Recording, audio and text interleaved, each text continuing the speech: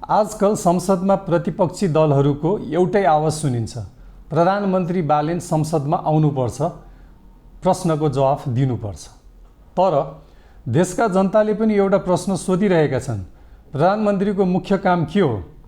दिनभर संसदमा बहस गर्दै बस्नु कि देशको प्रशासन सुधार गर्दै परिणाम दिनु? यही सन्दर्भमा हिजो संसदमा अर्को रोचक घटना भयो। विगतदेखि नै संसदमा प्रधानमन्त्रीसँग प्रश्नोत्तर गर्ने एउटा स्थापित प्रक्रिया थियो।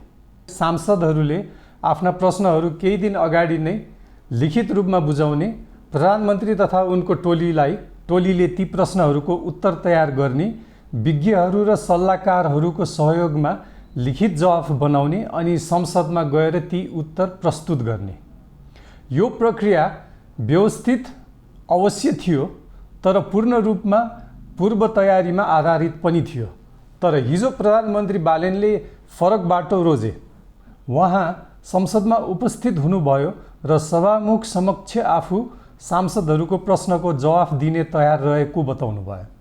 प्रश्नहरू पूर्व निर्धारित हुनुपर्छ भन्ने आग्रह गर्नु भएन।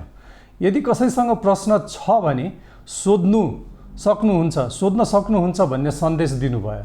धेरै सांसदहरू परम्परागत प्रक्रियाकै अपेक्षामा थिए, त्यसैले तत्काल प्रश्न गर्न तयार थिएनन्। तर केही सांसदहरूले प्रश्न गरे र प्रधानमन्त्रीले प्रत्यक्ष रूपमा उत्तर दिनुभयो। राजनीतिक रूपमा कसैले समर्थन गरोस् वा विरोध, यो घटनाले एउटा कुरा स्पष्ट गर्यो, आत्मविश्वास। सल्लाहकारहरूले लेखिदिएको उत्तर पढ्न जोसुकैले सक्छन्।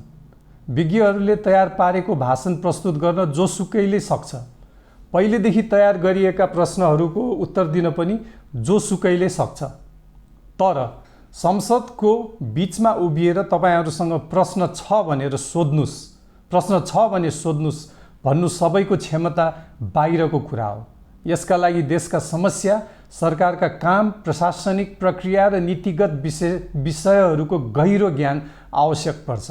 यसका लागि मानसिक तयारी चाहिन्छ। यसका लागि साहस चाहिन्छ। धेरै हिसाबले हेर्दा पुरानो प्रणाली त्यस्तो परीक्षा जस्तै थियो जहाँ प्रश्नपत्र पहिले नै हातमा आउँथ्यो। तयारी गर्नु गलत होइन, तर तयारी मात्रले क्षमता प्रमाणित गर्दैन। वास्तविक क्षमता तब देखिन्छ जब अप्रत्याशित प्रश्न आउँछ र त्यसको उत्तर पनि स्पष्ट रूपमा दिन सकिन्छ। हिजोको घटनाले यही कुरा देखाएको छ। कसैले उत्तर छोटो थियो भन्ला, कसैले पर्याप्त थियो भन्ला, तर मुख्य कुरा के हो भने प्रधानमन्त्री प्रश्नबाट भाग्न खोज्नु भएन। उहाँ प्रश्न सामना गर्न तयार देखिनुभयो। विगतमा धेरै नेताहरू भाषण, लिखित वक्तव्य र सल्लाहकारहरूको तयारीमा निर्भर देखिएको थियो। हिजोको घटना त्यस परम्पराबाट अलग थियो। सायद नयाँ पुस्ताको नेतृत्व भनेको यही हो, उत्तर पढ्ने होइन, उत्तर दिन सक्ने क्षमता। राजनीतिक रूपमा बालेनको पक्षमा वा विपक्षमा जो भए पनि हिजो उहाँले संसदको सामना गर्नु आफू नडराउने सन्देश दिनुभयो।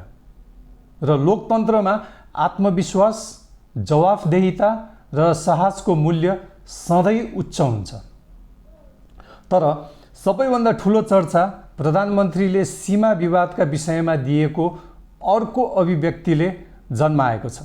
प्रधानमन्त्रीले नेपाल भारत सीमा विवादबारे बोल्दै केवल भारतले मात्र नेपाली भूमि ओगटेको छैन, नेपालले पनि भारतको दाबी गर्ने केही भूमि उपयोग गरिरहेको हुन सक्ने कुरा आफूले प्रधानमन्त्री बनेपछि विभिन्न तथ्यहरू अध्ययन गर्दा थाहा पाएको सङ्केत दिएका थिए। यो अभिव्यक्तिपछि केही सञ्चार माध्यम र विश्लेषकहरूले यसलाई राष्ट्रहित विपरीत, कूटनीतिक कमजोरी वा राजनीतिक भूलको रूपमा चित्रण गरे। तर अर्को दृष्टिकोण पनि छ। कूटनीतिक परिपक्वता भनेको सधैँ भावनात्मक भाषण दिनु मात्र होइन, कहिलेकाहीँ समस्यालाई विभिन्न कोणबाट हेर्न सक्ने क्षमता पनि हो। नेपाल भारत सीमा विवाद अत्यन्त जटिल ऐतिहासिक विषय हो। विशेष गरी कालापानी, लिम्पियाधुरा र लिपुलेक जस्ता क्षेत्रहरूमा नेपालको दाबी स्पष्ट छ। तर सम्पूर्ण सीमा क्षेत्रमा नदीहरूले निर्धारण गरेका सीमारेखाहरूका कारण अन्य स्थानहरूमा पनि समय समयमा विवाद उत्पन्न भएका छन्। नदीहरू स्थिर हुँदैनन्। वर्षौँ र दशकौँको क्रममा उनीहरूको बहाव परिवर्तन हुन सक्छ। कतिपय अवस्थामा पुरानो सीमारेखा र नयाँ नदीको बहाव बीच फरक उत्पन्न हुन्छ। यस्ता कारणले नेपाल र भारत दुवै पक्षले केही भूभागबारे फरक व्याख्या गर्ने अवस्था आउन सक्छ। यदि प्रधानमन्त्रीले यही जटिल यथार्थलाई सङ्केत गरेका हुन् भने यसलाई आत्मसमर्पणको अभिव्यक्ति होइन, बरु सीमा समस्याको गहिरो अध्ययनपछि आएको सन्तुलित दृष्टिकोणको रूपमा पनि हेर्न सकिन्छ। अर्को महत्त्वपूर्ण कुरा, प्रधानमन्त्रीले सीमा सम्बन्धी मूल सन्धि ब्रिटिस भारतको समयमा भएको र त्यसको ऐतिहासिक पृष्ठभूमिलाई पनि ध्यान दिनुपर्ने धारणा व्यक्त गरेका थिए। यसले सीमा विवादलाई केवल वर्तमान राजनीतिक नाराको रूपमा नभई ऐतिहासिक, कानुनी र कूटनीतिक दृष्टिले हेर्ने प्रयास देखाउँछ भन्ने व्याख्या पनि गर्न सकिन्छ। विगतमा धेरै नेताहरूले भारतलाई दोष दिने भावनात्मक भाषण गरे।